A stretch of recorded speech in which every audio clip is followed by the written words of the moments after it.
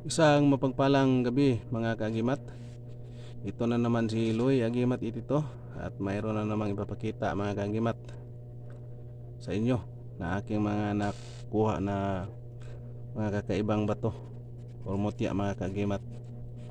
At sinasadya ko mga kaagimat na gabi ako mag video kasi gusto ko ipapakita sa inyo ano kung ano yung mga nakuha ko na mga gamit mga kaagimat, kasi iilawan natin. At sa hindi muna ako mag-umpisa, maraming salamat sa walang sawang nakasubaybay sa aking munting channel. And big shout out na lang sa lahat-lahat aking mga kapwa Muti Hunters. Isa-isahin ko ito mga kagimat, paliwanag kung anong klaseng mga mutya ito mga kagimat. At ito mga bago mga kagimat na aking nakuha. Unang-una ipapakita ko mga kagimat, ito yung buto ng kakao. Buto yan ng kakao mga kagimat. Titingnan natin. Puro bato na yan mga kagimat. Sulit na yan. Ito yung buto ng kakao na malaki. Yan. Pero ito ay fossilized na mga kagimat. Yan mga kagimat, buto ng kakao. Mamaya mga kagimat ilawan natin. At yung pangalawa mga kagimat, ito. Yan may nakabaon pa siya na tamilok na maliit. Yan. Yung sa nakakilala sa mga mutya na tulad ng ganito mga kagimat na yan. Hindi ko lang isasabi yung kung anong gamit nito mga kagimat, kasi para hindi tayo anuhan mga kagimat. Yung mga marunong magkilatis sa mga mutya, ito. At saka naniniwala sa mga mutya. At yung hindi naniniwala, titingnan nyo mga kagimat, anong klaseng mutya ito. Yan. Pero sa mga kagimat, ito hindi ko talaga palimusan sa mga kaibigan ko dyan na mahilig sa mutya. Ito ay personal ko na mga gamit mga kagimat. Pinapakita ko lang sa inyo mga kagimat na may mga totoong mutya talaga mga kagimat. At yung pangatlo mga kagimat, ito tingnan natin, parang kahoy. Kung titingnan mga kagimat, itim. Yan itim siya mga kagimat at makintab. Yan mga kagimat, makintab siya, itim. Yan maliit lang mga kagimat. Yan. Pero kaibahan dito mga kagimat, pag ilawan natin mga kagimat, yan natin sa ilaw, ayan siya, pula. Tapos may mga grano pa mga kagimat. Titingnan yan mga kagimat, ito isang uri ng batong tourmaline mga kagimat. Yan red tourmaline. Yan mga kagimat. Yan pula. Yan, kung titingnan natin mga kagimat, parang may mga guhit siya na pahaba. Yan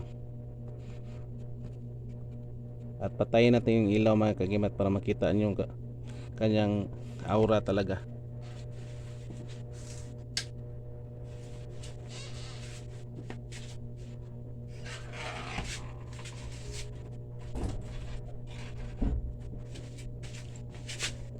Ayan siya mga kagimat.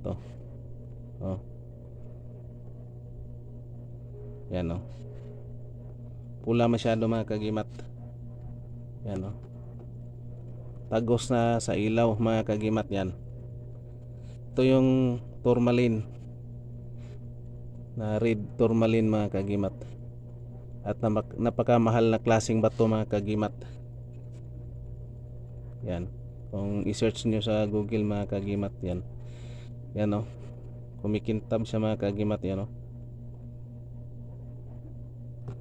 di naman lahat mga antingiros mga kagimat na know-how sa pagkikilatis ng mga mamahaling mga bato mga kagimat.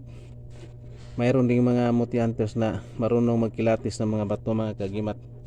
Kahit simpleng bato o maliit na mga bato, pero may mga value yan na mahal talaga mga kagimat. Shout out na lang sa hindi naniniwala sa mga ganitong usapin mga kagimat. Yan mga kagimat red tourmaline, maliit lang sa mga kagimat. Titingnan natin, simple lang. Kung titingnan natin, parang kahoy sa mga kagimat, pero yan ay red tourmaline mga kagimat. Yan siya mga kagimat oh. Oh, makintab mga kagimat. Oh, ilang karat na kaya ito mga kagimat. At ito lang muna yung papakita ko sa inyo mga kagimat na aking mga bagong hawak na kakaibang mga mutya na naman mga kagimat. At pasensya na talaga sa mga taong, sa mga kaibigan natin na gustong manglimos. Ito ay mga personal ko na gamit mga kagimat. Hindi ko to palimusan mga kagimat, pinapakita ko lang. Ang intention ko dito mga kagimat yung for viewing lang mga kagimat. At yan oh. Yan, matagos na yan sila mga kagimat.